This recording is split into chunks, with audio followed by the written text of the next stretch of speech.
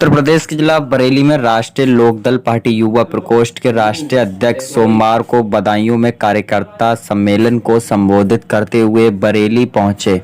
बरेली पहुंचकर राष्ट्रीय अध्यक्ष ने बरेली जिला अध्यक्ष एडवोकेट मतलूब से खास मुलाकात की और राष्ट्रीय अध्यक्ष का कहना है, हमारी पार्टी किसानों की पार्टी है और सर्व समाज की पार्टी है। हमारी पार्टी ने जयंत चौधरी के आह्वान पर युवाओं को भारी संख्या में पार्टी से जोड़ने का काम किया और निरंतर हर बूथ पर युवाओं को जोड़ने का कार्य कर रहे हैं। वक्फ संशोधन बिल को लेकर राष्ट्रीय अध्यक्ष ने कहा, हमारी पार्टी केंद्र सरकार का समर्थन करती है और वक्फ बिल मुस्लिम धर्म के हित में कार्य करेगा और जो माफिया है वो इस बिल का लगातार विरोध करते नजर आ रहे हैं। हम पार्टी के कार्यकर्ताओं को यही निर्देश देंगे कि वो चुनाव से पहले अपनी पार्टी को मजबूत बनाएं और आगे ले जाने का कार्य करें।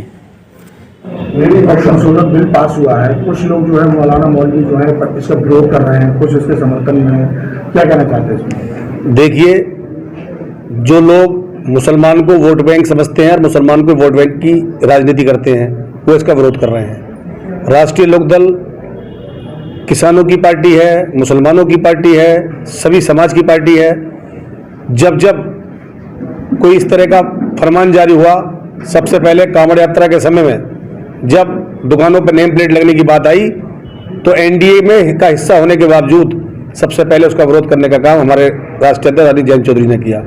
अब से कुछ समय पहले मेरठ में वहाँ के एडीजी ने एक फरमान जारी करा कि जो लोग सड़क पर नमाज पढ़ेंगे उनका पासपोर्ट जब्त कर दिया जाएगा। उसका विरोध ट्विटर के माध्यम से आपने पढ़ा होगा, हमारे नेता जयंत चौधरी जी ने किया।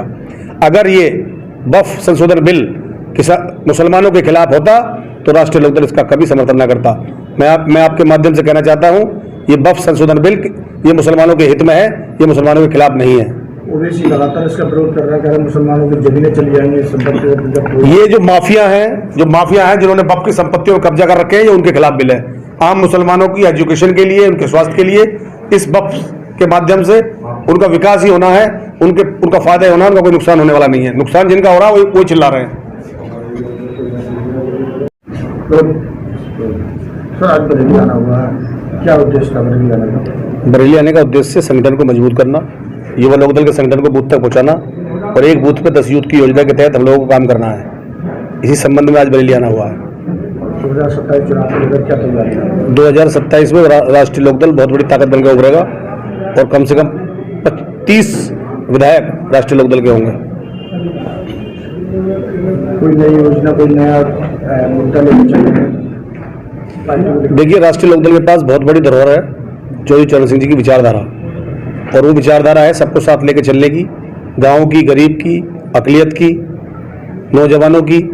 उस विचारधारा को लेकर हम लोगों के बीच में जाएंगे और चूंकि इस देश में गांव, किसान, गरीब की अगर किसी ने बात करी तो भारत के पूर्व प्रधानमंत्री, भारत रत्न, किसानों के मसीहा स्वर्गीय चौधरी चरण सिंह जी ने की।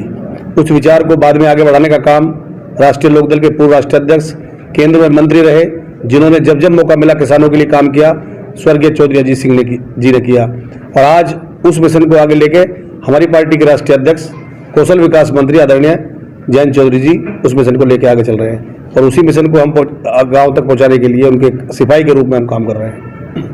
आपकी पार्टी किसानों की पार्टी पर कहलाई जाती है। आजकल जो किसान परेशान है, आवारा के पशु और बंदरों से परेशान है और फसल सब खराब हो रही है, इसको क्या कहना चाहते हैं? आप पार्टी तरफ से कोई अभी तक ना कोई विरोध प्रदर्शन हुआ है? देखिए, राजनीति के दो तरीके हैं, या तो आप विपक्ष में रहोगे या आप सत्ता में रहोगे। जब हम विपक्ष में रहते हैं तो सड़क पर आंदोलन करते हैं और जब हम सत्ता में हैं तो सरकार का हिस्सा है। सरकार का हिस्सा होने के कारण किसानों की समस्याओं को लेकर हमारे विधायकगण, हमारे सांसदगण समय समय पर उत्तर प्रदेश के माननीय मुख्यमंत्री से मिलकर और हमारे नेता चौधरी जयंत जी केंद्र में प्रधानमंत्री जी से और अमित शाह जी से मिलकर किसानों की मुद्दों को लगातार उठाते रहते हैं, उनकी समस्याओं को रखते रहते हैं।